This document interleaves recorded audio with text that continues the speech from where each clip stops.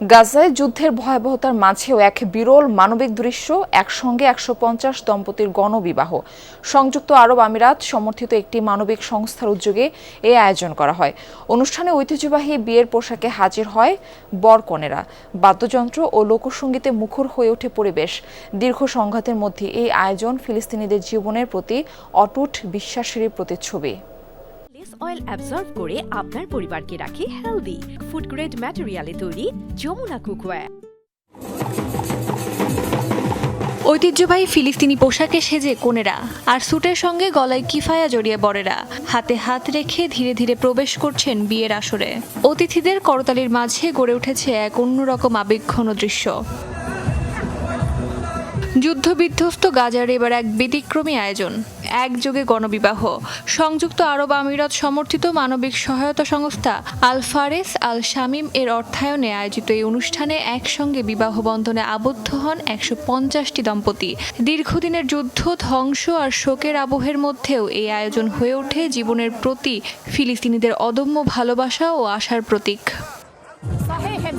যুদ্ধ, দুঃখ আর যন্ত্রণার মধ্যেও আমরা বিশ্বকে জানাতে চাই আমরা এখনো জীবনকে ভালোবাসি আর পূর্ণভাবে সুখ অনুভব করতে পারি।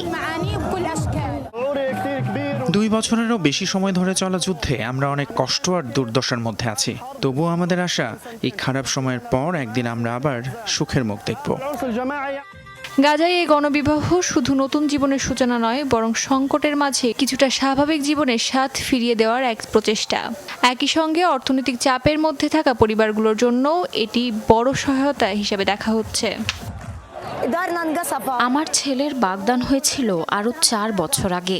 যুদ্ধে আমাদের বাড়ি ধ্বংস হয়েছে, তার বাবা ও ভাই শহীদ হয়েছেন। এই অবস্থায় এই বিয়ে আমাদের জন্য অনেক আবেগের, আর অর্থনৈতিক সংকটের কারণে এই আয়োজন আমাদের অনেক খরচও বাঁচিয়েছে। বিয়ের এই অনুষ্ঠানটি ছিল ঐতিহ্য আর সংস্কৃতির এক মহামিলন। ফিলিস্তিনি লোকসঙ্গীতের সুর আর ঐতিহ্যবাহী দাবাকে নাচে মেতে উঠেছিলেন অতিথিরা। তবে এই আবেগঘন মুহূর্তের সমান্তরালে চলছিল যুদ্ধের নিষ্ঠুরতা। এই গণ উৎসব চলার সময় গাজা জুড়ে চলছিল ইসরায়েলি হামলা, যাতে নিহত হয়েছে বেশ কয়েকজন ফিলিস্তিনি। স্বাস্থ্য মন্ত্রণালয়ের তথ্য মতে গত অক্টোবরে যুদ্ধবিরতির পর থেকে এখন পর্যন্ত ইসরায়েলি হামলায় ৭৯০ জনেরও বেশি ফিলিস্তিনি নিহত হয়েছে। অস্মিতা বিশ্বাস, যমুনা নিউজ।